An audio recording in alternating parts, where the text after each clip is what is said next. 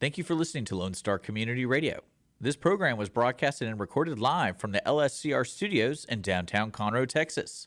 Lone Star Community Radio is supported by listeners like you. Donate and sponsor today. For more information on getting involved with Lone Star Community Radio, contact us at lscrstudios@gmail.com or visit us online at www.irlonestar.com.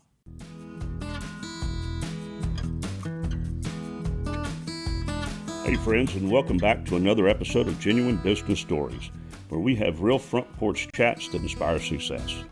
Today's guest has one of those stories that embodies what this show is all about. Starting from the ground floor, learning every part of the business, and eventually turning it knowledge into something entirely new. We're talking about Stephen Ferguson, one of the founders and presidents of Bedhead Marketing, a creative agency serving the sleep and bedding industry. Stephen's career path runs deep in the world of retail sales and leadership.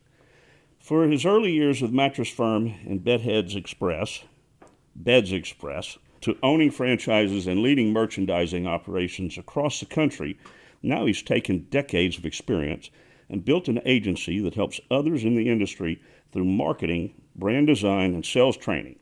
From retail floor to founder, this is a masterclass in reinvention, grit, and leadership. So grab your coffee, settle in, and let's dive into Stephen's journey, a story about evolving with your industry, staying true with your expertise, and building a business that fits your passion. Now, with Stephen, this is a podcast episode that before this ever launched, I have really been looking forward to. This is one of those, put it on your calendar when we can get it done. For those of you out there, Stephen is very successful. He is my cousin, but he is more like a brother. A younger brother that's just a lot more successful and better looking than I am, but I was going to make sure you said that. It is a lot of pride that I have in seeing how his business has exploded and the success he's had. Welcome, Stephen. Thanks for coming on. Thanks for having me, cuz, and back at you, man. Proud to be on your show. This is really cool. So let's start at the beginning. I want to know a little bit about yourself. And did you have early signs of entrepreneurship as a kid? Maybe lemonade stands, mowing lawns, maybe selling something door to door? Well, I definitely had a start in sales early on when I had to sell teachers on letting me play football this weekend, so I didn't have to have the coach come down to put them in their place for failing me. So that's where my sales career started. Yeah, man, I was pushing lawnmowers at 7 years old. I had to make some money. Wasn't much of an entrepreneurial attitude at 7 as much as it was, we got to pay some bills around here, and that's what I did as a young age. But entrepreneurialism started probably thinking for me. You remember whenever I was 4 or 5 years old, you'd ask me, "What do you want to be when you grow up?" And my answer was always, "Well, I'm already an artist." So I was loving to draw and paint and sell my stuff whenever I was a kid, and I think that's probably where that mindset started for me. It was a creative mindset, Well, I think some of our early entrepreneurship was our Mima. She'd buy our painted rocks or whatever we would create, and that kind of, you don't realize it as a young kid what that inspires you as to how to go out and earn money on your own. Well, there's nothing like being a kid going in her ceramic shop, and just she let you paint on anything, and then you'd see her go and sell those things, and great grandma, doing all the quilting and selling those down at the church and stuff. So I think that was definitely in the family spirit for sure as children for both of us. Yeah, it was. So, hey, what was your first job with a boss and a paycheck? That's a weird question. I don't think I've ever had a boss, Clint. When I was 15, I was hired by a construction company to do demolition. At that time, my big self wanted to go destroy things, so I was allowed to destroy facilities to prepare for some new creation that was being put into retail. So getting to demolish stuff was fun at 15 and a lot of labor. Got a good check out of it. And if I remember right, I think you worked for Outback for a little bit because you are absolutely an amazing chef now. Yeah, I wouldn't give all the credit to Outback. I'd give a little bit to that credit to my mama. Yeah, your mama was one heck of a cook. Yep, she judges everything I give her to eat. But, Olive Garden and Outback really gave me a chance. I had a scholarship but didn't have the money to get to school, and I just had to start working, and waiting tables was an easy thing to do. And it's really interesting about service industry. I think the service industry that I learned at Outback and Olive Garden has inspired my entire career. A chance to give to others, work for them instead of myself, gave me a platform to present, show, do things special for people, and they pay you money for your performance and a tip, which turned into a business strategy for me. Whenever I was working at Outback, everybody gets 3 tables, and the bar was an open bar on Sundays, and there was 10 tables around it, and it was just open seating. So I asked if I could have the bar shift on Sunday because nobody came in to drink on Sunday. And next thing you know, I'm going and recruiting people to come sit in my bar area, and I've got 10 tables and a full bar wrapped with customers, and I'm making $400 or $500 in a day, which would have taken me a week to do otherwise. And I had people just in a line waiting to sit in my section because I took care of people. I made friends with my customers, and that was probably my first realization that I had something special to do, and it all came to service. And everything I've done past that point was about serving customers, making them feel special, do something for them, treat them the way they didn't expect to be treated, be super unique for them. And Quite the education in how to work in customer service. Because if the chef makes a mistake, then it's your tip that's on the line. Well, it is, but if you know how to handle that right, you could probably make more money. Turn a bad thing into a great thing, and you end up getting taken care of. But yeah, service industry is really everything to me, and to this point as well, owning my own company. So before launching Bedhead Marketing, you had an impressive career in the mattress and retail world. Walk us through your early path. How did you even get into sales in the bedding industry? Yeah, impressive mattress industry, Clint. That sounds funny to hear said on air. Most people think of a mattress person as a weirdo, and I've defined that term mattress weirdo in our industry because who sells mattresses? Nothing but weirdos, right? But the reality is that industry is extremely special. It has brought me many blessings, and I've gotten to travel the world, develop product, and work with all kinds of special people. I met my bride at Mattress Firm. It's a really interesting organization that has blown up, gotten big. They're owned by Somni Group now, which also owns Tempur-Pedic, multi-billion-dollar organization. And remembering it when I started with just a couple of hundred stores, and when I was there early on in my career in 2002. They started in 86, to be very exact, right here in Houston, Texas, by the way. To see them grow to where they are today, 2,500 stores and manufacturing facilities all over the world, it's such a crazy dynamic how big that whole industry really is. I say that it's actually a pretty small industry overall, but it is big whenever you see where it started from. Because it came out of the furniture industry, like there were some mattresses in the back in the 80s. They're all stacked up in plastic. And now you've got people spending crazy dollars on mattresses, So yeah, my career started there in 2002, just selling. I had no idea, that I was going to sell mattresses, but I got recruited by a former person from Outback. And when I went over, it was like, hey man, you're really good at sales at Outback. I'd set a record. I'd sold $2,000 worth of food in one night in the year 2000. They made a custom pin for me, set a record at Outback. And they're like, Never you're going to knew sell. That. That's cool. You're going to sell a lot of mattresses. And I was like, okay, number one, I'm not a salesman. I hated the word salesman. So I was like, don't call me a salesman. I'm a serviceman. I'm here to serve my customer.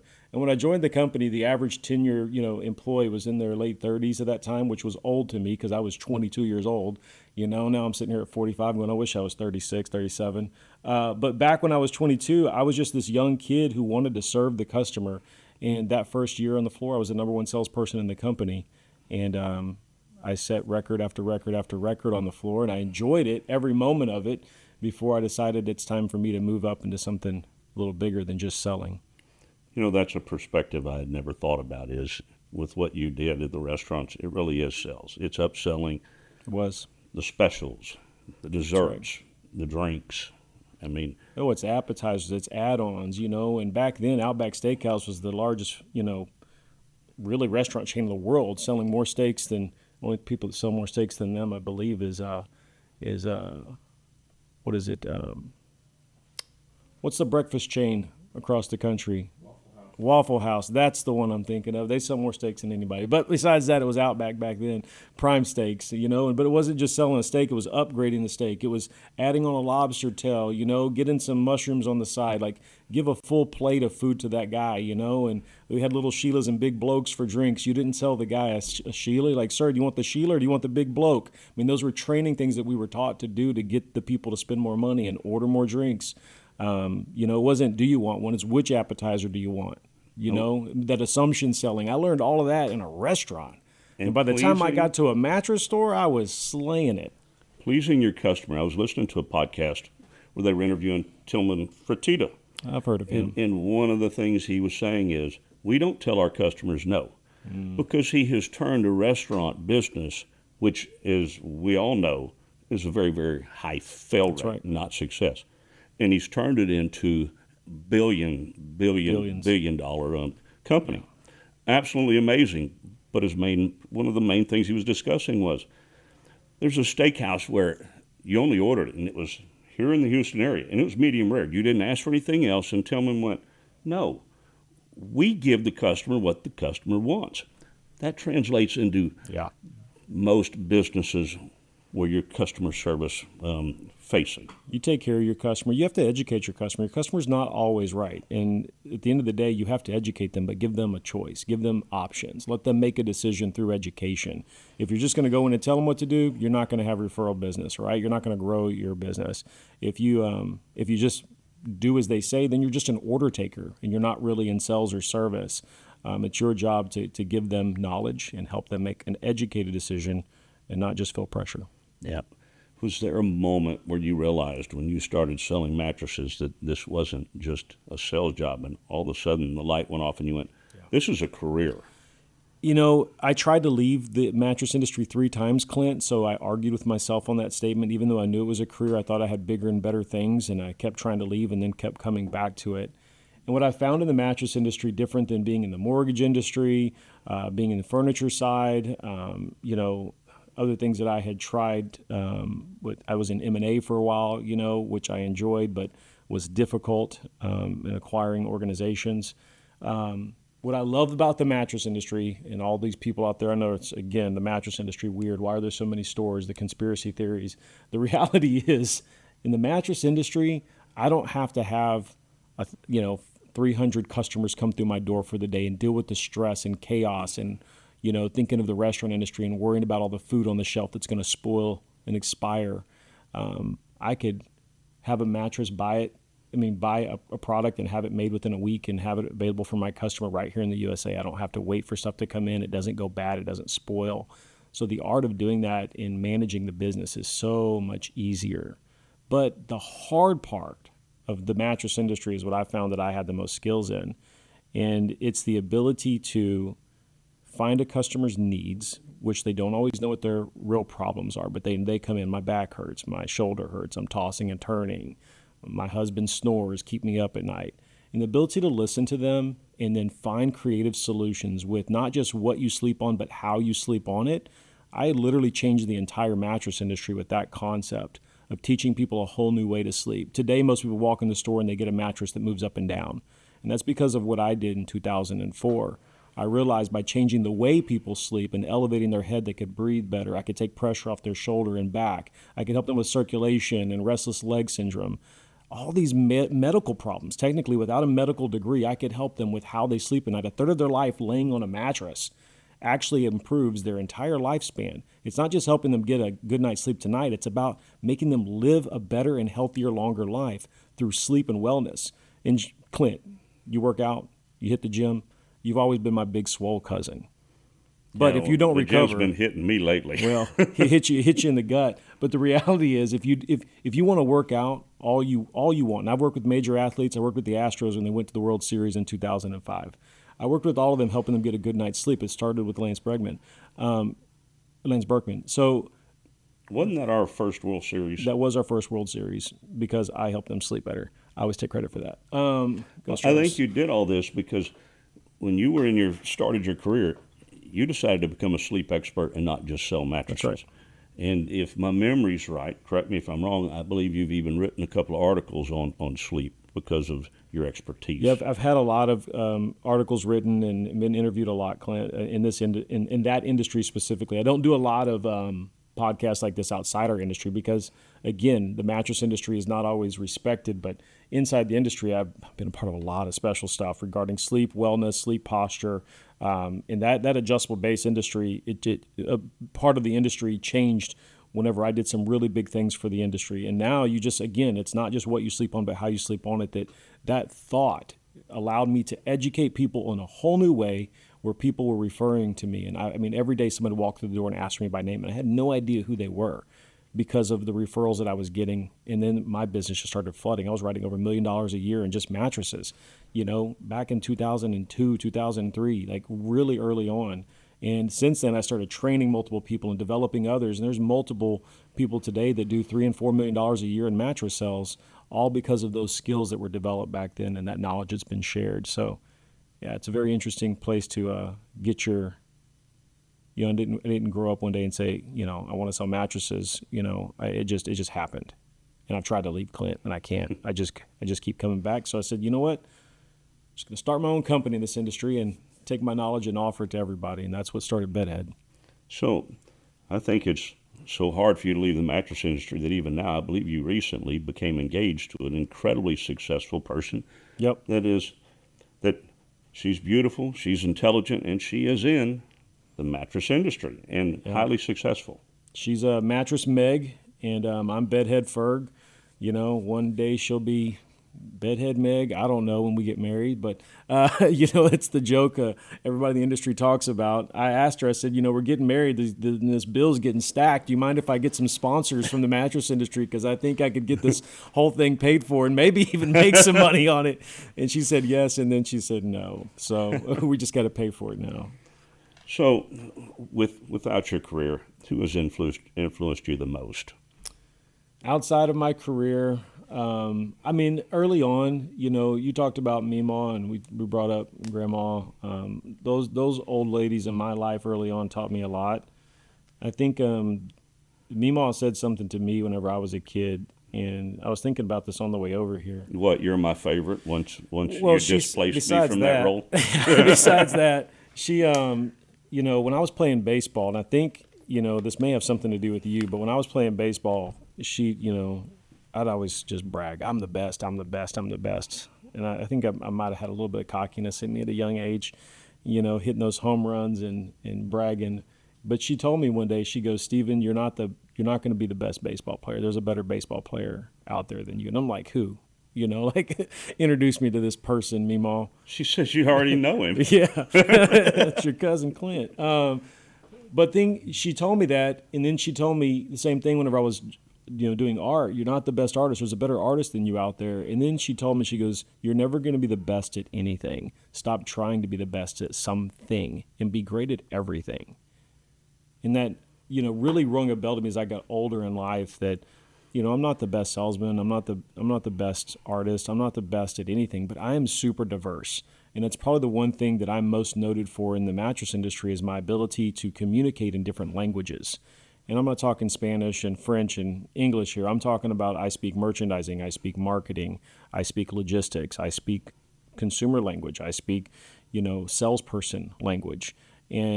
And I speak all these different languages, allows me to translate. And it's why I got into the corporate life at Mattress Firm for the longest time that I did, is because I could work between every department and direct people in their language versus dropping off something. This is good for all industries, right? Understanding there's different type languages. I tell you this all the time too with you. You get into your insurance language. I don't always understand it, so I have to ask deeper questions to make sure that I know what some of those acronyms are and things that you're speaking to. But when you learn those languages and you can be a translator of that and remember your customer's language always, and you got to talk stupid to them, right? They don't know our language. You got to speak their language. That's a key statement that I think a lot of us forget when I get to talking.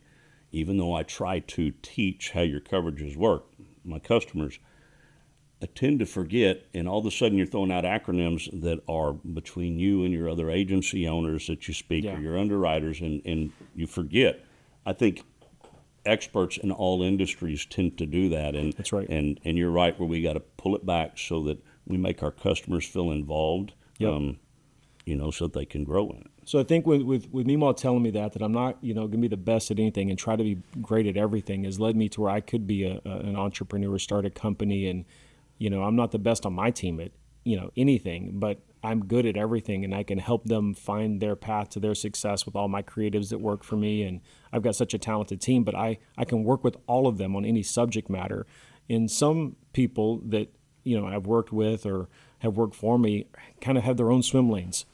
And that's where they're really good at. They don't really understand the other part of it. But I'm like, put me in any room with anybody, and I'm going to rise up or rise down to the level of the human that's in the room, and I'm going to learn and speak their language so that I fit in the room. And I think that's what actually made me the greatest salesperson, is my ability to mirror the human that I meet and be on the same level with them. And that means going up and down. Yeah. It's a while back somebody made a statement to me, and there's a lot of truth to this. If I walk in the room and I'm the smartest person in that room, I am in the wrong room. Move rooms. And what that means is, if you're in that room and you're the smartest person, there's nothing you can learn in that room. So you need to move to constantly be with people more successful and smarter than you, so that you can continue to grow and learn from that. It is one of the hardest things to realize and learn. And it's not that you're being arrogant, like I'm the smartest person in this room, but it's just understanding that if you're not being challenged, right? If you're not surrounding yourself with people you want to be like, then you need to find a new room. And it's not always a room. I think it's a good analogy, but it's also in your friendships, right? It's your relationships, the people you're around. Like, do you hang out with the same people you grew up with? If they don't evolve at the same level than you do, then sometimes you have to question how much time you spend with them, even though you may love them, but are they the people you need to surround yourself with to move forward? Maybe even friendships that are affecting your relationship with your spouse, right? And how they act, like, are they the right people you want to be around? As a Christian, you think about those things too, right? You surround yourself with people that are Christ-like. You don't want to just be unequally yoked. That's right. With your friendships, it's not just in your marriage that statement makes sense. It's everything, even in your business partners, picking your business partners, Dad always told me growing up, one bad apple will spoil a whole bushel. Heck And yeah, his they do. point that he wanted me to understand was, it's not that you shun people that aren't doing what you're doing, but if somebody doesn't have their shit together, That's a good way to say it. then you are probably going to go down to their level. That's and right. They're going to get you in trouble, or their lifestyle is not going to be conducive for success because of where they're at. It doesn't make you better than that person, but Dad's point was, it is rare that you're going to bring somebody up to your level that doesn't have a desire to come up to your, and That's right. not that your level's better, but with where your projections are for where you want to go in life. I love that. And, Clint, sometimes we have to, I don't want to say shun, but you do have to walk away from some relationships. And this is in business, this is in just personal relationships, all the way around. But most of the time you can still keep a connection, because you never know when something may come back around where you're needed, or you can be there for someone, or you may get a referral in business that you didn't expect. You never know. So you don't want to burn bridges. But I'll also say this from Brent Batterman on my team. He's a guru teacher. He travels the country educating salespeople, doing all kinds of activities with, like, he's worked with the military, and he's worked with multiple executive teams to help do team building activities and uncover leadership capabilities that are needed in the team. And it's really a culture thing, but he always talks about mentorship, finding a mentor in your life. You may go into the office every day, and not have someone in there that's truly directly mentoring you, but you may see someone that you do want mentorship from. Ask them to mentor you. It's a very respectful question. They may not even be in your organization. You can do this with family, right? Your pops is a mentor to a lot of people, but it doesn't have to be family either. Find someone that you just respect that can help you be like you want to be. This could be in your walk with Christ. It could be as a father. I've mentored a lot of dads who've been through divorce, me raising my kids. Like, it's a big deal. So I get a lot of phone calls, and I get people ask me, help me with these particular things. And I love to do that. Men need to coach men too. That's a whole other subject there, but men need that. And the confidence to ask someone, will you mentor me, is a bold question that you should be able to ask and willing to ask from someone. You should always have a mentor, all of us. Along with a mentor, I believe we all need trusted advisors. I call you a lot if I'm looking at doing something in business. I've got several people. I've told my friends my whole life, and even in business, I tell business associates, don't you dare tell me what you think I want to hear. Yeah. I can make a dummy and an idiot out of myself all by myself. I don't need your help. I need your honest advice.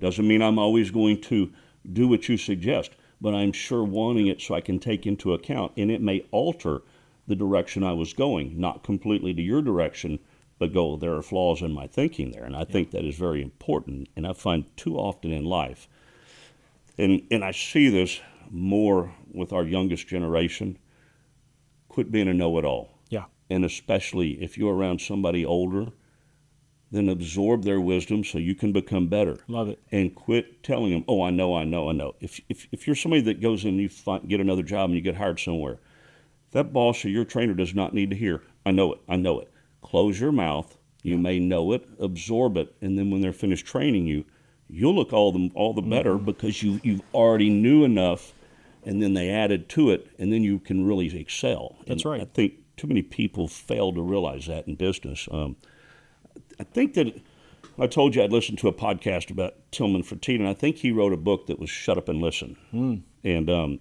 that's basically what I a book believe. about marriage, or was that about business? I think it was about life, even though it's, shut up and say yes, dear. Well, I have to read that one and make sure it's in the right context. But Clint, you say all that, and I think it's powerful to look at data, is what you're talking about, just thinking of business in this business conversation. Often we get stuck on one data point that we make big decisions on, and that could be like being stuck in your own head about a decision you're going to make and not seeking counsel from others like you're describing. When you pick up the phone, you call me, you call your Uncle Scott, you've got your list of people. You're looking for multiple data points so that you can find a balanced decision and not just be anchored into one point that and then it's right or wrong. It's hit or miss. It's 50-50 odds there, or maybe worse, and you don't even know it because you didn't think about different things. So seeking data, seeking counsel to find multiple points on a scale is a metric that you would use if you were investing millions into your business, right? It's anything. So seeking counsel is powerful for just data collection and finding balance. It's my favorite word in my 40s is balance. It's the most understood word before I was 40. I said it all the time like I knew what it meant, but I didn't. Balance is a very key word in all those things, and seeking counsel is helping you find balance. Yeah, every big company starts small, but the difference between dreaming and doing is often in one bold decision. I'm going to take that to lead into Bedhead marketing. When you made the decision to partner with one of your good friends, and as I have watched the two of you, we all in our relationships can have challenges, but you and Brandon probably offset each other better than any other set of business partners I've seen, where with your skill sets, and you're both good at everything, but he's strong in certain things and you are strong in other things. That's and right. You guys really do a good job. I think that's a testament as to how your company has grown so quick is where it is. So when you started this business, did you ever have any dream that your first year would do what it did? Well, no. But when I look back, it makes sense. Brandon and I's our first outing was in Vegas in 2002 in January 28th, and we batted 1,000 that day, Clint. I've never batted 1,000 in anything that I've done, but we batted 1,000 that day, and it was just taking him around and introducing him to customers that I had worked with for years. And when I went to that market, Clint, I literally was thinking, I'm going to a place where I used to be the $1 billion buyer. When you're the $1 billion buyer, you're prom queen at that point. Everybody wants to buy you dinner, they want to take you out, and everybody wants to, sell you a bed. So I was treated as such. But when I went in now trying to sell people, show them something that they used to sell me, I was like, man, am I about to find out what they really think of me? Am I about to get a whole awakening to what names they would have called me, kicking me out of their booths and stuff? And the reality was, no, we always liked you. We liked how direct you were. We liked how honest you were, because I was a very direct buyer, right? I told people absolutely not. I told them when their stuff was a piece of crap. I was very clear with them. I told them they couldn't, keep up with my demand, move on. But they appreciated it, and I didn't know that. And that day when I took Brandon in, man, it was like, okay, now I see the future. Like, I've got to rethink this, because that was a side project, Clint. That was a side project that I thought Bedhead may be something that we could do. Brandon literally made the logo, the brand, the website in less than a week, because you know how Brandon is. He's psycho, man. He's like got hyperfixation, ADHD, and he's like, oh, I got an idea. And he's like, I don't know if I can do it. And then 2 days later, he's built an entire brand system, website, service center. Like, it's insane. Well, he'd been after you for a while to do some type of business together. He He was like the girl that just kept asking me out, and I had to say no over. And you know what that's like, Clint. Brandon chased me no different than he did Tracy, his beautiful wife, and finally he closed the deal. And I say that jokingly, but I'm going to say this for a moment. I think business in general, Clint, having a business partner, which you're on your own and you're doing great, and sometimes as a being in a business, sometimes you want a partner, sometimes you don't. Sometimes I want to just make the decision on my own. You know, I took on a new partner here recently, don't you? It's called ChatGPT. It's Chad. That's my buddy Chad. So I say that because sometimes I just want to make a decision and move forward, but having checks and balances with someone, it is no different than a marriage. And I mean, it's identically the same as a marriage. And picking a business partner, if you're in that world and you're looking to have a business partner, just because they're good at something that you can't do doesn't always mean it's right. Opposites attract, but doesn't mean they're always a good business partner. And just like in marriage, you want someone with you that you get along, you have fun, you can be honest with each other. There's things you can do, and there's also things that they're better at than you are, as you described with Brandon and I. Brandon and I are the same in so many ways and dramatically different in so many ways. So we really do create balance and momentum. You can create balance without momentum. You're not going anywhere. You're both hyper-focused. But you're like me. You're hyper-focused, and your mind comes out, it analyzes, it comes back, and it starts looking, what can I overcome while you continue to move forward? Your business partner is hyper-focused. Yeah, triple. And every hyper. little detail that you might overlook moving forward in your business, Yep. his mind picks up on. His mind is like, find stuff that nobody would have ever thought Yes. of. And then sometimes you have to say, Brandon, bring it back, bro. Like, you just went 20 years in the future. We can't sell that yet, because he tends to make the most epic stuff you've ever seen, from like all these animations and interactive tools. And he's a marketing genius, and we've got multiple companies. We get stuck with Bedhead. But, Brandon, we've got Because Marketing, Bedhead Marketing. We've got Bedhead Education, Bed Dev. We've got multiple LLCs that we all work under. And Brandon just works in all of them with super creativity, getting him to find reality in what he can do, and then focus with what I know the customer needs right now. Like, I speak their language, and he and I can work back and forth to do anything for anybody extremely fast. It comes down to quality, it comes down to accuracy, and it comes down to speed in everything that we do. And we're better at all three than anybody you'll meet, and that's what made us so special. And we typically know more about our customer's business than the customer does themselves. And they love that. That's why they hire us. That's why we're the no-brainer to hire, because we can literally sell their business better than they can when it comes to branding and marketing and training.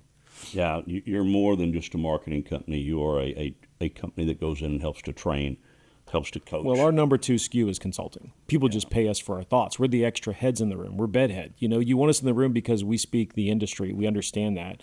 And we don't just work in the mattress industry, but that's our focus because of our background and expertise from my skills and the people that I've recruited. But when we walk in the room, we know the product, we know the customer, we know the salesperson, we understand the store environment, we understand the consumer journey online, we understand social media, we understand everything. And we typically can get people to an answer faster than they could, because most of the people that hire us, they're manufacturers. They don't understand the other side of it, right? Yeah. And the retailers that hire us, it's because they just need help. They're growing and they need backup help, and we can walk in and put fuel on their fire. So it's all about knowledge and ability to execute. You got to have the technical skills, but you also have to have those soft skills and the understanding of what goes on in that world. Well, Brandon will be a future guest, and it'll be interesting for those that listen to our show to play this show and play his. Same business, Yeah. but to see the contrast in two different ways of looking at the business. Well, I'll brag about him and he'll brag about me. That's also one of our favorite things to do in sales is I'll sell brag Brandon. about And both of you. There you because go. You both are phone calls I can make to discuss things with. Well, we love to talk. Don't most of us in sales. Challenges, they're the tuition of entrepreneurship. They can cost us time and money, but the lessons last a lifetime. I say that as I ask you. You guys were very successful pretty quick. Yeah. Are there any challenges that you found that first year that you didn't expect? First year, no, it wasn't any challenges the first year. The second year, and first year was 100% blessings. It was completely caught off guard. It allowed me to go full-time into Bedhead. I mean, it was insane, the jump that I made, and we saw the tripling of the business in that September. So from January to September, Brandon was doing it on the side. I was doing it on the side. We had another guy, Ray, helping us out. And then by September, I jumped in full feet. Brandon spent most of his time now on Bedhead. Ray, moved over 50-50 between him and Because Marketing. And we just started leaning into it, and the company blew up. The second year, it's like, we need help. That's where it came down to. It's like, we made a brand. And just to be real clear to everybody listening, like, we made a marketing company that specifically served one small industry. It was stupid and genius, right? Like, we found a niche, and we knew what our brand was, that we were mattress industry people. So we had marketing skills. We have all the marketing skills to help any company, and we do that through Because Marketing. But we decided to make this brand of Bedhead. Like, let's go do this and just focus on one industry and see what happens. And we couldn't get our phone to stop ringing. We couldn't get, we couldn't keep up with the demand. So we had to find help. But our brand was, we are industry experts. So I couldn't just hire anybody. I tried to hire people and teach them bedding. It's like, I'd rather shoot myself in the foot, man. Like, it was literally like, I couldn't teach people the mattress industry, not quick enough. I've got 23 years of extreme success at scale around the world. It's not something I could just, here's what you do and why. It's not that simple. So we had to recruit people from our industry to join us. So that was the hardest phase. And then this year has been the biggest challenge, because now we're truly way past startup and trying to create a structure for our organization with the people we've recruited, and the team is just insanely talented. But we also didn't take time to build in the structure, right? It's just orders coming in. So this year has been all about setting the structure and processes and procedures. And I've got an IT guy who went to Johns Hopkins, getting his master's degree in internet securities. He worked for the government. He's like a super IT freak. And he's bringing all of these things together, and communications and everything is just, it's building a foundation that's sellable. Your business plan is having to evolve quickly. But structured, Clint. Like, sometimes you grow so fast, which is good, but if you build a structure first, but you don't have a path to sales, then it doesn't matter. So you waste all this money on infrastructure, but you never got anywhere. We got the sales going and built, as my old boss Dave Brummett used to say, it's like we're fixing the bike on the way down the mountain. You know what I mean? Like, it's literally, it's broken, we're fixing it, or we're building a path while we're also flying down the mountain. So yeah. That's where we are today. So were you guys profitable month one? Day one. That is something most businesses do not get the opportunity to do. Now, what's also been smart is we've kept our money in the company as well. I mean, we've obviously paid ourselves a salary and stuff, by year two, but we've kept all the profits in the organization so that we could keep growing. It's part of our plan. So when you started thinking about growth, how did you decide we're going to go ahead and scale this instead of just kind of hold steady? So the scaling part is unique. So because we went so deep with one industry, and our focus was creating assets and copywriting and websites, for the mattress industry, which then turned into the furniture industry, appliance industries calling us. And then we started getting connections from all over the place. Everybody's calling us, but still 60-70% of our business is in that bedding industry. But we said, we're getting so deep in this, we need to offer more offerings. So I started thinking about, after COVID, there's a 7-year effect of that COVID that's going to come back. We still got a year and a half before everybody's business starts to become balanced out. I think a lot of us are still feeling that we effect. Are. It's 7 years, Clint, to the date. COVID really set my business back because I was brand spanking new. I had just opened, and from my world, we couldn't meet in person, so we couldn't network. You no longer could afford leads because the large established agencies were bidding the process up, and what leads you could get, they were garbage. Every industry, though. They were like retread tires. They quit calling me. I've already been called 20 times, So the success you guys have seen have been amazing, because that's like a massive hangover with what our governments worldwide did to us. Well, it is worldwide. It is a natural disaster that hit the whole world. And if we can go down this point for a minute, but man, COVID is, living in Houston, we've all seen hurricanes hit here, right? And when a hurricane hits here, it takes 7 years to recover from that disaster in a marketplace. And typically the furniture, I say this because the mattress and furniture industry see it. Everybody that was going to buy furniture or mattresses or anything for their house, they just had all this flood happen, right? And like, oh, now I've got to buy it now. I was going to buy it in 5 years, but now I'm buying it now. right? So that pulls all the business forward, and then you don't recover from that moment until 7 years. So you get a big flood of business for 2 or 3 years. Then you get a massive dive, right? You hit bottom, and only the strong survive. And you're seeing that in every single industry. I saw another announcement this morning of a company that's in our industry up in the Northeast filing bankruptcy, closing all their doors. They've been around forever, but they're out because they cannot survive right now. So that's happening. We all hear it in all of our industries.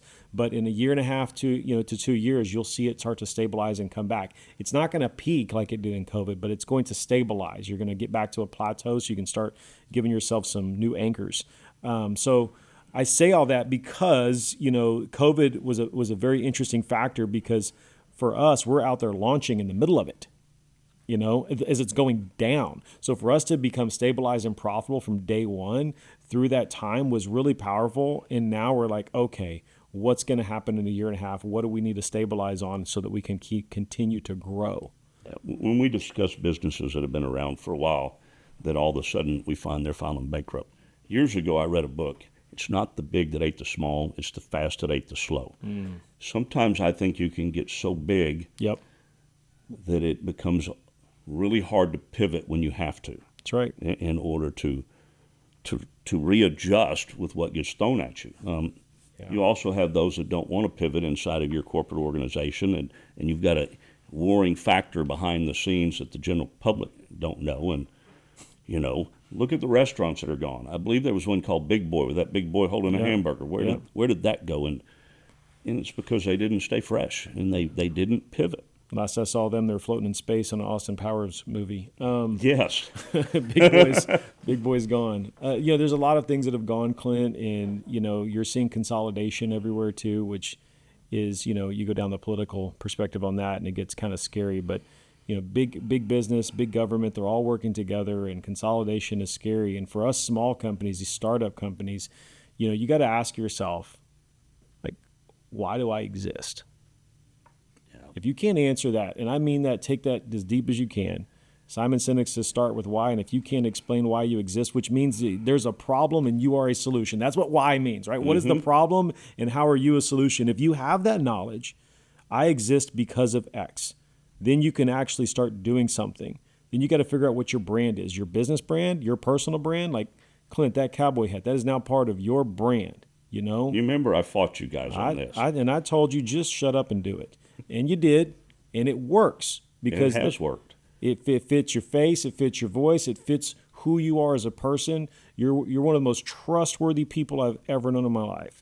And when you're buying insurance, I don't want to buy insurance, Clint. I hate the process. Nobody wants to buy a mattress either. It's a grudge purchase. It's literally painful. They've literally looked at this. When people buy grudge purchases, they feel pain. So when someone's talking about buying insurance, they create pain. But you're a comforting person. You're a trustworthy person. That's part of who your brand is, and you've developed it beyond your knowledge, and you put it into your look, your website, your story, doing this podcast. You're not making money here. You're just doing this because you want to help entrepreneurs grow. And now that you're in commercial insurance, it makes so much sense for who you are and why you exist. Even I find home and auto insurance brutal to talk about. Since COVID, it's been an incredibly painful. Brutal and painful experience for the general public, but for agents alone too. And I don't think most people realize, I've got good friends that do home and auto. They do not enjoy. We all enjoy money, but they do not enjoy seeing what this has done to some families that they do business with. I see in business, I think when we go back to complacency, companies that get in trouble, I think far too often they look at, hey, we're profitable. And to some degree, without saying it, they think it's the finish line. It's not. That is your green light with profitability to start diversifying, to take your profits, to expand your business, to take a look at your company and make sure that you're staying fresh with ideas and you are moving as the environment around you moves to continue the success. So with you guys, marketing and consulting is your business. So how did you market yourself? This is what's so cool is, and part of our instant success was I came from an industry that I was highly known and had so many connections to, so I didn't have to we haven't spent $1 in marketing in 4 years. We haven't spent any money, Clint, to advertise. I mean, we've bought some T-shirts and hats and No, but you do shown up to travel, stuff. and- We travel. We show up to things. We just have to be there. That's all we have to do. That is a cost. So That is a cost. That is your marketing plan. It is to be present. That's it. That's if you want to classify that as marketing, I could put that on multiple lines on a P&L statement of where I would put that expense. It's arguable. But at the end of the day, networking because events. networking is a one-to-one write-off in your taxes. That's it. But I'm showing up to events to sell at it. Let's go. Let's sit down. Let's write up something. I'm not. I've got a website. We built that in-house, right? We do all of our SEO. We do a lot of SEO for everybody because we're the best at it. So like we do that internally. I'm not spending money for someone else to do anything for us. I'm not spending ad dollars on Google. I'm not spending anything on social. We make posts and stuff gets shared, and I show up to everything, and I'm consistent, and my stories are memorable. They're funny. Like we made T-shirts. Like who wants to wear a mattress marketing brand T-shirt? Everybody wants to wear my T-shirt. Why? Because I decided to make them themed after bands. Like everybody loves to wear band T-shirts. So we have the what do we have? The Red Hot Bedheaders T-shirt. We have Bedheadland T-shirts. We have all these different, themes. BDHD after AC/DC. Like we've made these T-shirts that are just fun, and people love to wear them. I'll show up to there'd be like a show we go to, and at that show there'd be a band playing, for the industry, and everybody will show up wearing our T-shirts, and they'll cut them up and make them cool and stuff. It's like we just get found through our marketing being creative and being present and being thought leaders. So when we post stuff, we're not even selling our services. When we do post, we just create thought leadership for a whole category based on our knowledge where people go, I want to work with them. They're thought leaders, right? So instead of me saying, this is what I do, I just say, this is who I am, and people call. One thing that I was thinking about with this, with what you guys do, you've not just been developing talent and processes inside your own business. Yeah. You do that with other companies where you'll go in. That's it. You're diverse. One thing that I want to touch on, something that made me incredibly proud of for you and excited. Let's talk a little bit about QVC and the sales volume that you turn and one of the services you do for your business to help them with sales. Yeah, that was a fun project. I got the call from the company, and they're a manufacturer that has always made stuff for other people, right? They call them OEMs, and they're a supplier. They kind of white label stuff, and they said they want to launch one of their own brands, and we need help designing the bed, the fabrics, the packaging, everything that went in it. So my team, the brand was called Bodypedic, and it's like this is a bed for every body type was the tagline we came up with. And everybody's got a unique thumbprint. So we made a thumbprint design for the bed. The fabric has got this really cool, design on it, but it's in design reference to a thumbprint on the bed, the whole fabric. It's really cool looking. And then we designed the look, the style, the stack that was inside of it, and worked with them and developed a collection of beds. And they were like, hey, we just landed QVC. They want our product. They love it since they've seen it, but we need a salesperson to go on air. They're all manufacturers. They don't have like a talent. And I was like, well, sign me up. And then I had to go through QVC education. It was like pulling teeth, man, getting through that. But I got through the education on that, and it was actually a goal of mine. I write goals every year, and I've written down at the end of this year I want to be on QVC. And I didn't even go seek it. I swear, Clint, I didn't ask anybody to be on QVC. I didn't even try. It just happened to happen. All my goals were being met just because I wrote it down, And I do believe speaking things into existence is pretty powerful. Anyways, that was a fun event. Got to do that for Memorial Day weekend. Did $1 million in sales. It used to take me a year to do $1 million, and I did it over the weekend on QVC.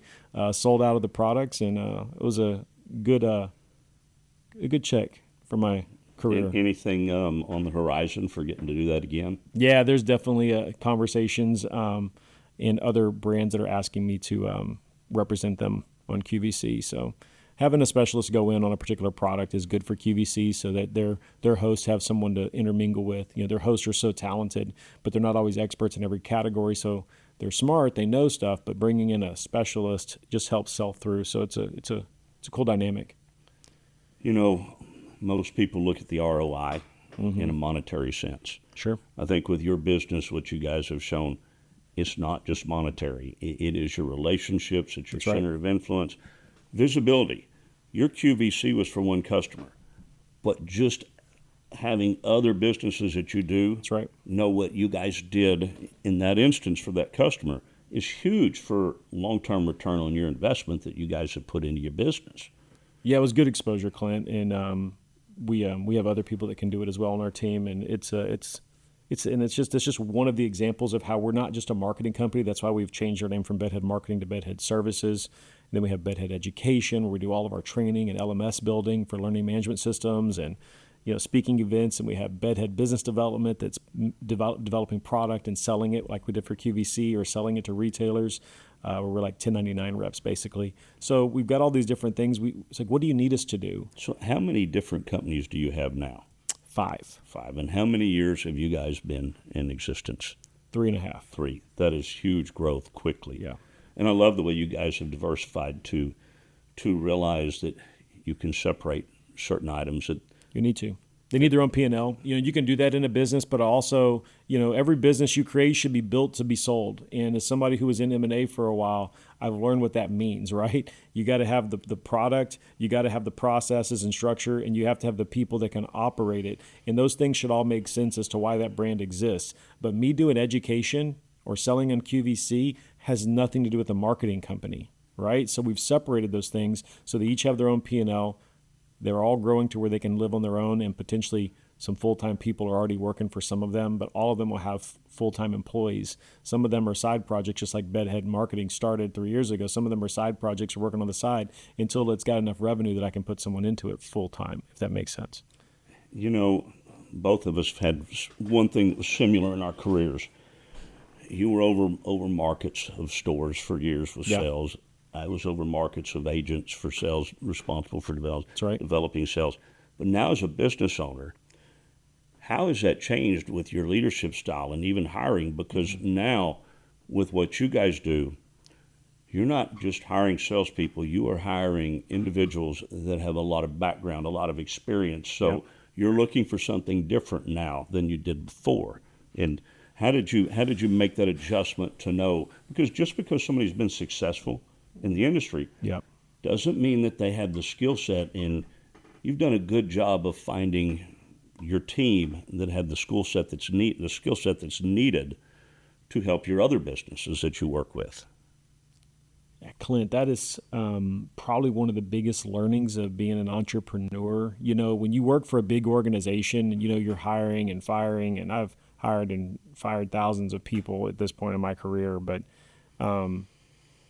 when you're in that world, your organization is supporting those people. You're just the middle person making some decisions. But when you actually own the company, your bottom lines, your profits, you look at every day, not just for your own family, but for all of your employees' families. So you just look at your humans differently when it's your company. You're paying the taxes on the profit, and you're paying everyone else's bills, and you're trying to give them the bonuses they need, especially when they join you early on and they're willing to sacrifice to help you grow because they believe in you, they believe in the company, they see the potential, and you want to get them all to a point where they're stabilized and you want to see them grow with you. So it's very interesting who you can put in that mix. I've made some great decisions and I made some bad decisions in my startup life of who we brought on. And sometimes it's like, oh, I know the industry, and like, you've got a good resume, but then you really don't know how much they know or don't know until they're in the pipeline, and made some mistakes with that. We've also made some right decisions with certain people, but it wasn't easy to get them. I've got a guy who lives in Paris, France right now working for me. And it's like, I know he's probably one of the most talented humans. He's a unicorn that I could find, but I had to sacrifice his time, and he had to sacrifice his time as well for living in a whole nother continent.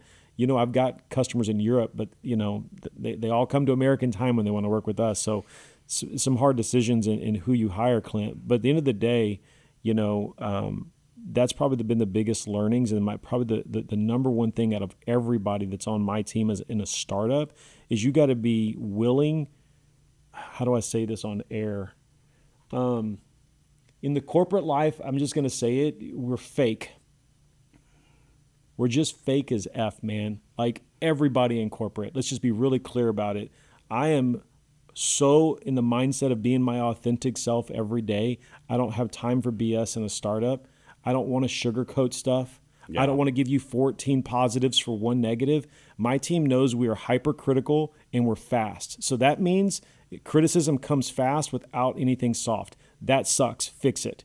Period. I'm not going to sugarcoat it like I would have to do in a corporate world.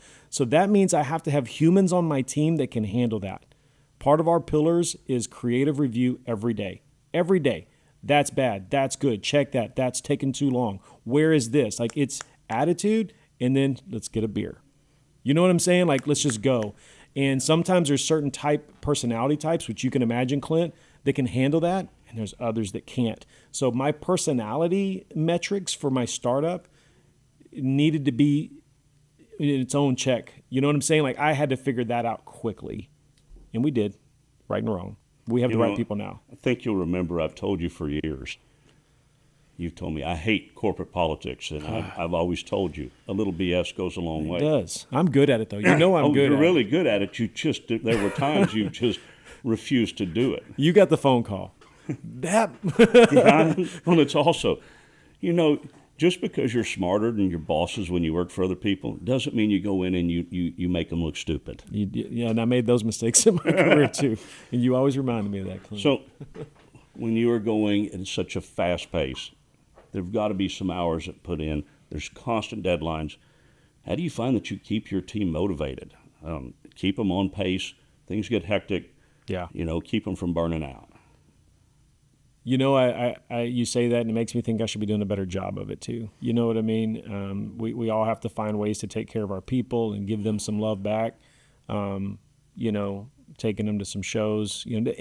I'm a big DISC assessment person, Clint. Personality quiz. I do think DISC is the best at that. But knowing your people, knowing why they work, like truly, why do they work? Do they work for reward? Do they work for growth? Do they work for freedom? Do they work for relationships? Understanding that. Work for purpose, and then what motivates them and how to communicate that with them. So as an example, myself, I hate words of affirmation. People think I'm a creative and I like to hear it. They think that I'm prideful, and I'm not. If you tell me, Steven, you're good at it cringes me, man. Like I just, nails on the chalkboard. My fiance, on the other hand, I've had to teach her that you are paid with trophies instead of a check, and she loves those trophies. She loves that she's the Passion Award winner. Show me the money. Show me the money, right? So I don't like words of affirmation. And if you think that others on your team do, you need to verify that. I look for what does each person need. And Brent on my team, he loves to be told he's doing great. He loves to hear it, so I tell him that as much as possible. And then there's other people on my team that they just want some time off. Hey, man, take Friday off. You just hit on something key that I find a lot of managers fail at. And if you're listening, it upsets you. I really don't care. Too many managers come in and manage and go, you'll adapt to me. That's right. The best managers come in and adapt to their team and learn what it takes to get the most out of each one of their employees. That's it. I've had those discussions for years with individuals, and you'll never make me believe that you're going to get more out of your team when you make them conform to your style. Well, we tend to manage people the way we want to be managed. Don't sell out of your own pockets. That's another great example. So you got to learn your people, their personality types, why they work, and what motivates them, and actually work with them independently. Yeah, man, just listen to them. Those one-on-ones too, Clint, like one-on-ones in my team every week. And I don't do one-on-ones about work unless that's what's hot on your list. Like what's going on in your world. Some of my employees, we just talk about life and everything but work. Others, all we talk about is work. It depends on what's important to them. Another big mistake that I see that managers make is micromanaging. Look, great leaders create more leaders. They don't create followers. And my attitude has always been, if I've got you on my team and I have to micromanage you, I failed. I hired the wrong person. That's right. There is no excuse. My way from point A to point B is not always right. So my attitude has always been, here's the budget, here's the timeline, here's point A, here's point B. I don't really care how you get from point A to point B. If we're working along and I think I can help you and show you a better way, then I'm going to. But I'm going to watch, and you may actually show me a better way to get from point A to point B. You can learn a lot from your people. They're the first ones you should ask, and team knowledge, mastermind mentality. We're all one mind together. But you said something quick there. I shouldn't have hired you, and that's why I've got that. I've also got the belief in hire slow and fire fast. I like my business just like I like my government, really small and very talented. And I've got a small team of superstars. I don't need 50 people that know a little bit. I want 10 people that know a lot, and I make sure I hire the right people. And if they're not working out, time to move on. Tell me a story of a customer where you come in and it sticks out in your head that you guys were really able to help them and help them with their sales staff, where you saw things turn around, or maybe not turn around because maybe they were being profitable, but you were able to, when it was said and done, they were like, this made a big difference. I'm gonna predict this one, Clint. I just launched a product this week called Tumble Bedding. You guys look it up, Tumble Bedding. This new pillow that came out, and when I got this pillow, I was like, this is the weirdest thing ever. I was a pillow buyer. I've seen more. My bed's got 18 pillows on it. I've got a closet upstairs with nothing but pillows in it because I get pillows sent to me like crazy. So I've seen every kind of pillow there is. But this pillow comes with these chambers that you can rotate and move around and adjust to your sleep position, right? So when you're on your side, you need a thicker pillow. When you're on your stomach, you need a thinner pillow. And this company called and sent me one of these pillows, and I was like, man, this is the weirdest thing I have ever seen, But it's got such a dynamic story. And Morgan, my daughter, comes downstairs and she grabs this pillow out of the living room because I had a stack of them, and it's got a hole in it, Clint, like all the way through the pillow. And there's all these like chambers, and you can adjust it to make these different shapes out of it. Morgan puts it on like it's a dress. She goes, Dad, is this how you use this pillow? And I spit my coffee out laughing. And I was like, no. And then I think Megan or somebody else had her arm going through it. Everybody just started picking it up and doing weird stuff with it. And I started talking to my team, who also had gotten some samples. They were all saying the same thing. So my creative guy, Patrick, on my team, who's in Paris, this guy's a genius. He's got his master's degree in arts from over there in Paris, France. And he works with all these big designers. He's like, this is a fun brand. We're going to lean into it. So we're going to say what this pillow is not more than what it is. So we just launched it. It just literally launched 2 days ago. There's a whole campaign for buying this pillow right now. And the whole thing is it's not a parachute. So he's got people jumping out of a plane. It's not a sumo outfit with people wearing it. It's cool, but it doesn't make you cool, Grandma. It's all these jokes, and the brand is incredible. When they launched, they instantly had success, started getting sales. When they saw it, they were like, oh my gosh, this is blowing our mind with what we ever thought the product would be. So it's probably one of the most proud ones I've had. Probably going to put that brand up for awards because it is really, really powerful. Well, that is cool. I look forward to seeing it. So I'm going to use a statement from Winston Churchill for us to segue into our next segment. We make a living by what we get, but we make a life by what we give. So with that being said, Stephen, where do you see the future? What do you see over the next 5 years? Are there new products, training programs, digital strategies that you and Brandon are excited to launch for your customers? Yeah, I mean, to me, I'm always in the right now, Clint. I like to live in the now, plan for the future, but live right now. One of the major things is SEO. Instead of search engine optimization, we're doing search everywhere optimization. So AI is our future, and if you're not using AI, then you're already behind. And Brandon and his team are mastering AI. We are doing so much with it, not to replace people on our team, but to speed up creative. We are a creative team, right? So our team is fast and doing things well beyond anybody else is doing. And search engine optimization is now search everywhere optimization because I'm already doing it myself. Instead of asking Google what product to look at, I tell ChatGPT I was doing this for my drum kit and I needed a shield for it. And I was just started telling Chat what I need, how big my space is, what I'm willing to spend, what the issue is. And it came back with, I said, don't give me more than 3 options that I can have delivered here by Friday, and it did all the work for me, outlined everything, the whys and whats, and it literally gave me links to where to go. If you're not using Chat like that yourself yet, you will be quickly, right? And people are paying SEO strategists and they're paying Google ads to get their stuff to rank, and that's where all of our marketing dollars have been taught to be spent. We're already moving into how do we do search everywhere optimization, which incorporates both, because that is one example of the future. But our future overall, Clint, it's endless. I don't even know what to tell you because there's so many things we're doing, but that's an example of where we're already at that is speeding up our future. And future's coming faster. Let's be clear to everybody. Future's coming fast. AI's here and it's moving quick.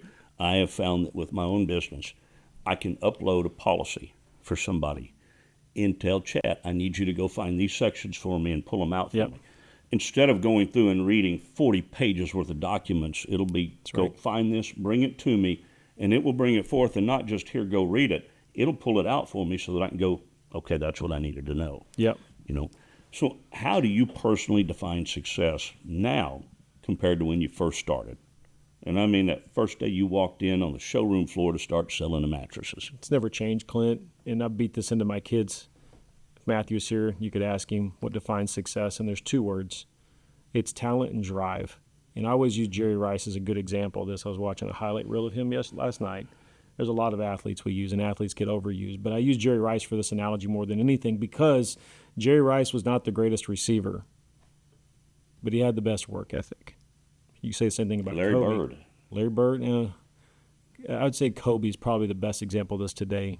God rest the Mumba's soul. But when you think about like how hard Kobe worked, he couldn't jump as high as Michael. He's not as big as LeBron. But it's arguable, who is number 1, 2, and 3. But you think about Jerry Rice and Mamba, and you go, man, these guys put in the drive. They had enough talent to get them there, but their drive got them farther. And I'm driven to be successful. And, I've got, my son Matthew going to get his electrical engineering degree. He's already getting recruited by a bunch of companies, but he's driven in that, and he's passionate about it. And if you don't have a passion and drive, you shouldn't be doing it. And just because you're passionate and driven about something doesn't mean you're going to be the next star athlete either, right? Let's be real, Clint. If you don't have the talent, you shouldn't be doing it. But you just got to have enough talent to get you in the game and then be driven enough to win. Speaking of being driven, vision without action is just a daydream. Mm-hmm. But action without a vision will turn into a nightmare. And that's something that you got to look have at. some plans, man. Write some stuff down, speak it into existence, find a plan, a path. Seek your eyes on it and move forward, and get people around you to support you. Just recapping all these points. You need mentors in your life. You need counsel in your life. You need a little God in your life.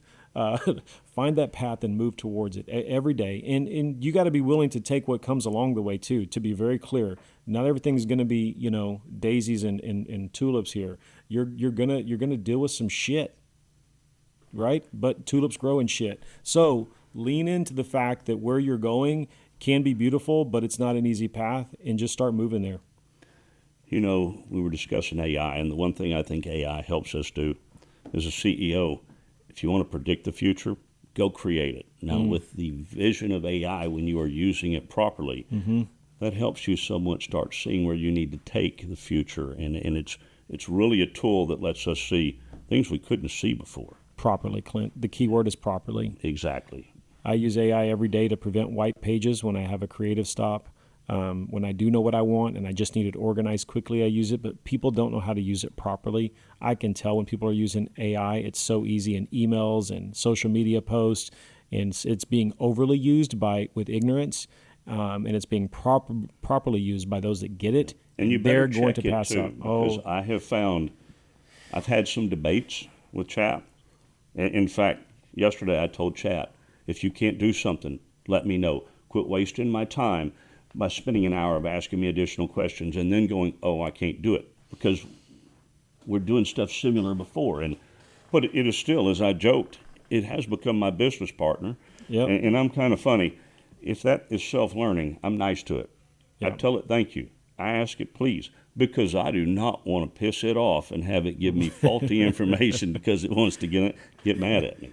It's vindictive chat. I'll just say this about chat to be done with that. But the reality is, chat pulls information from the internet, and the internet is not full of nothing but truths. You have to be very careful about the sources that you're pulling from, telling it what sources to use and not use, especially in your world of insurance. I can tell you, the mattress industry, it's pulling from the masses of ignorance out there. When I ask it questions about sleep, when I ask it questions about product and benefits, it's 90% inaccurate. So I have to correct it. I've been teaching it to have its own brain for me, so it knows what I want, which you can do in OpenAI. Go make your own brain if you really do have the knowledge. But people use it inaccurately and trust it way too much, just to be very clear. So let's go to life outside the business. You've built a company around creativity. What do you do to personally recharge? I beat on my drums. That's it, man. Starting on got a new band that I've been playing with that's really fun. You here in sip on a little Houston. wine with your fiance too, Well, some wine and lots of tequila. You know, I love my tequila. like I love my whiskey. Yeah, I know. I'm a little more brown than you are, so that's the other side of me. I've got that below the border whiskey.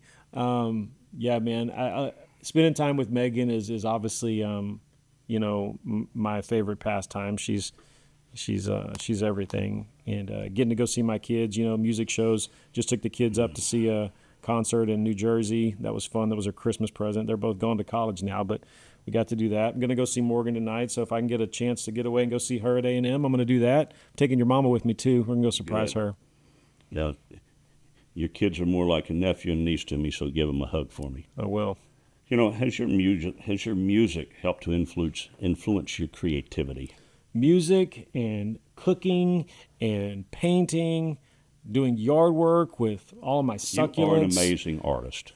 My wardrobe, my hat collection, my pocket squares and jackets that Megan yells at me about having too many of, all my shoes, like everything to me is art. And I'll make this, we talked about your hat as a part of your brand, but man, my brand is creativity. If you ask me my number one skill, it's being creative. And when I say creative, I'm a blue ocean strategist.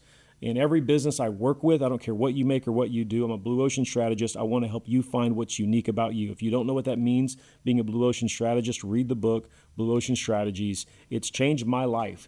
I don't just look at it at work. I look at it in who I am personally and everything that I do, how I raise my kids, how I do my yard. I mean, everything, how I painted my house. It's unique. I don't want to look like anybody. I don't want to be like anybody. And when somebody says, hey, where did you get that? I do not tell them the answer, because if they start wearing it or they start doing it, I'm no longer going to do it, and they're going to piss me off. So I want to be me, and I want you to be you. Go find your uniqueness and be memorable.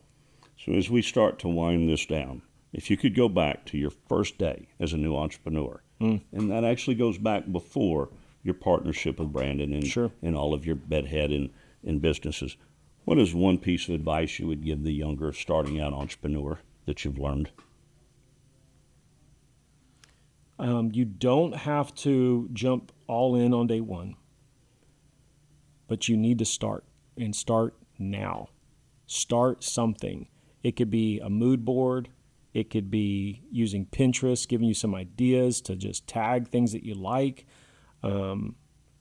You can have chat, start organizing your thoughts for you. Just start writing into chat what you want with your business and get something started immediately. And if you dedicate time, control your time, block your own time in your calendar so people can't take your time from you.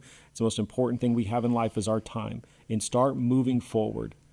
And you need to understand your costs in your business. So that was my right side of my brain that I started with, because I'm right brain first, right? So I went to the creative side.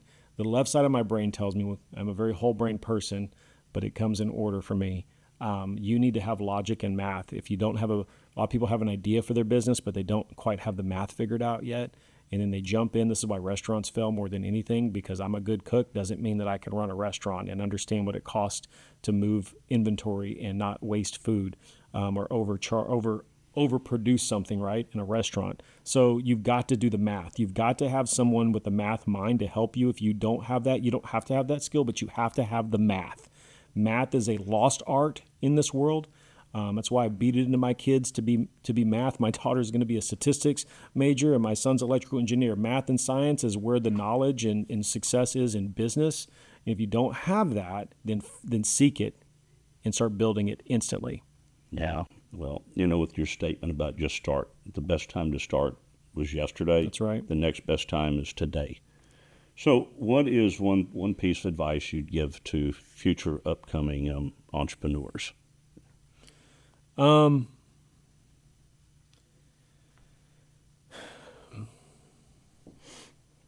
This country needs entrepreneurs, Clint. We need an open market. We need to challenge the big companies. And to start a company, you've got to have a uniqueness and a service mind that makes the big companies look stupid. What you lose with scalability is the ability to have entrepreneurship inside of it. A small company is full of a bunch of entrepreneurs. A big company is full of a bunch of robots, right? So you have the ability to overserve and make your customers feel so special in a startup. Just remember what you're doing is about service and experience that justifies someone taking a picture with you and posting it on social media and tagging you in it and bragging about you. If you are doing something that justifies that, you're doing it right. So, Stephen, we're going to head into the lightning round. Morning person or night owl? Night, all day, all night. Coffee or energy drink? Coffee, the energy, no cancer drinks, bud. Straight coffee all day. Favorite travel destination? Probably Italy, Taiwan. I'm hoping to go to New Zealand on our and make that on our list for the wedding. But those are my two favorite places I've been. Most memorable sales promotion you ever ran? Sales promotion, free adjustable base at Mattress Firm. They're still addicted to it. It's their crack. I invented it. Mark my words on that. One song that gets you in the zone? Oh, that's too many, Clint. More like Mine's still Eye of the Tiger. Of course it is. You're an 80s kid. Yeah. Peace Frog by the Doors is my favorite song of all time. That'd be the one. A huge thanks, Stephen, for coming on. It has been a blast hearing you share your story, from selling mattresses on the retail floor to building a nationally recognized marketing agency and service for an entire industry. Your journey is a reminder that real success comes from mastering your craft, evolving with purpose, and giving others the tools to grow. To our listeners, thank you for tuning in for another episode of Genuine Business Stories. We hope you're enjoying the show, and we'd love for you to consider becoming a sponsor, making a donation back to Lone Star Community Radios, or simply sharing this episode with a friend, neighbor, or fellow entrepreneur. And if you think you have a story that's worth listening to, that you'd love to tell, reach out to the radio station. We'd love to have you on. Until next time, keep showing up, keep building, and keep it genuine. Thank you.